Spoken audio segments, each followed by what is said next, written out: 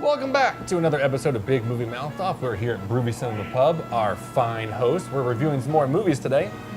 I'm Jimmy Martin with Slug Magazine. And I'm Jeff Weiss with MSN Entertainment. You can find Big Movie Mouth Off on Xfinity, Utah On Demand, Salt Lake Alternative. See a folder that says Big Movie Mouth Off. New reviews, a whole slew of new reviews, as well as some older films that are now on DVD or available on demand. So please to enjoy. Enjoy them. They're all there for you and your benefit. Well, here we go. As I open this one up, say what you will about this director's acting career, and maybe some relationship choices. But Ben Affleck is actually a really good director. He was good in Gone Baby Gone. Third feature now. He was great director in The Town, and now with Argo is his latest feature.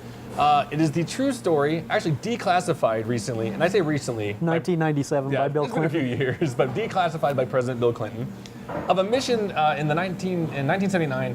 There was a hostage situation in the American embassy in Iran, and what was not known for many years is that six employees, Americans, escaped out of the embassy and made their way to the Canadian ambassador's house and hid out for a long time, over like 60, 70 days. Desperately hoping that they would not be found out. Yeah, and so they're sitting here, and then they're looking for him, because now they're kind of figuring out maybe there's some people missing. So over in America, we find out that what's going on. Ben Affleck plays a CIA agent, Tony Mendez, who comes up with a very bizarre idea from watching a Planet of the Apes film. And you know exactly which one it is. Battle for the Planet of the Apes. There you go. And so he goes, you know what? Let's make a fake movie production. We'll get some Hollywood people onto this. So they go to John Chambers, played by John Goodman. Yeah, the legendary makeup artist, speaking of Planet of the Apes. And a crotchety old producer, played by Alan Arkin. And basically they go through scripts and they find a science fiction film, screenplay. A would-be Star Wars. Yeah, pretty much like a would-be Star Wars that takes place in the Middle East, so there's desert needed, and they said, let's go over there, we'll kind of give them new identities as Canadian film crew, and let's get them the hell out of there.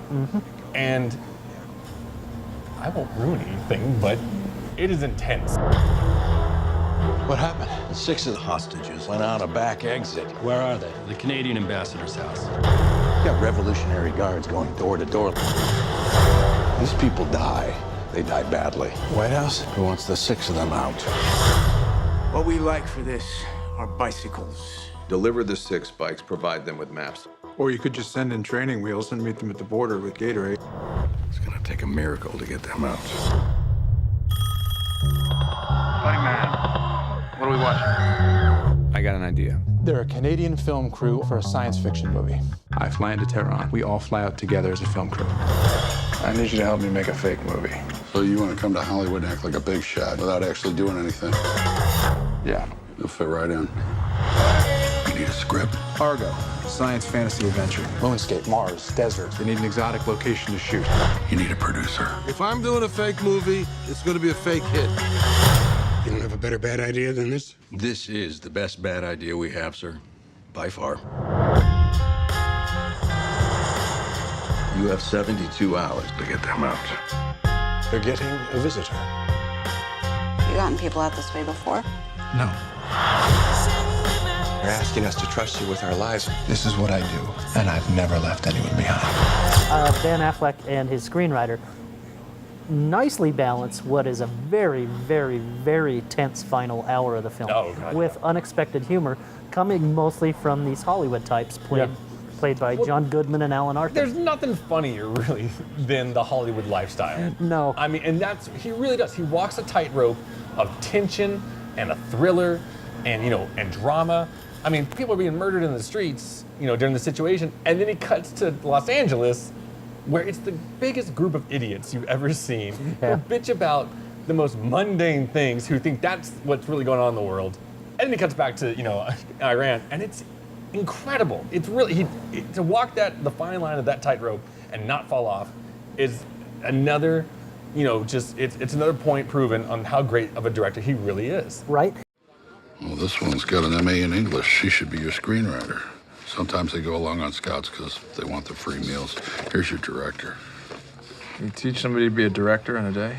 You teach a rhesus monkey to be a director in a day. Look, if you're gonna do this, you gotta do it. The Comaniacs are Fruit Loops, but they got cousins who sell prayer rugs and 8-tracks on La Brea. You can't build cover stories around a movie that doesn't exist. You need a script, you need a producer. Make me a producer. No, you're an associate producer at best. You're gonna do a $20 million Star Wars ripoff. You need somebody who's a somebody to put their name on it. Somebody respectable. With credits. Who you can trust with classified information. Who'll produce a fake movie. For free. Well, so here's the thing. Speaking of his skills as a director, and again, I mentioned that it's very intense. I'm familiar with this story. I remember when this story was declassified, so I know how it turns out. But you didn't care. Didn't care. Last hour, And particularly the last 30 minutes, white knuckle grabbing my theater Right. seat. See, I didn't know.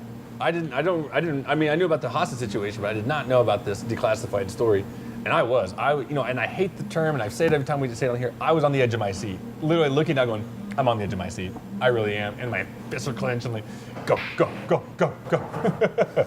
It is great. And, he's got some little side story subplots, but they all kind of just work its way in there. He's a father who's not, who's kind of separated from his wife and wants to be there for his child. Mm-hmm. And actually, it's his child, according to their story. I don't know if it's true. Hollywood does put embellishments, but it's his son who's watching Beneath the Planet of the Apes. And that's where he gets the idea.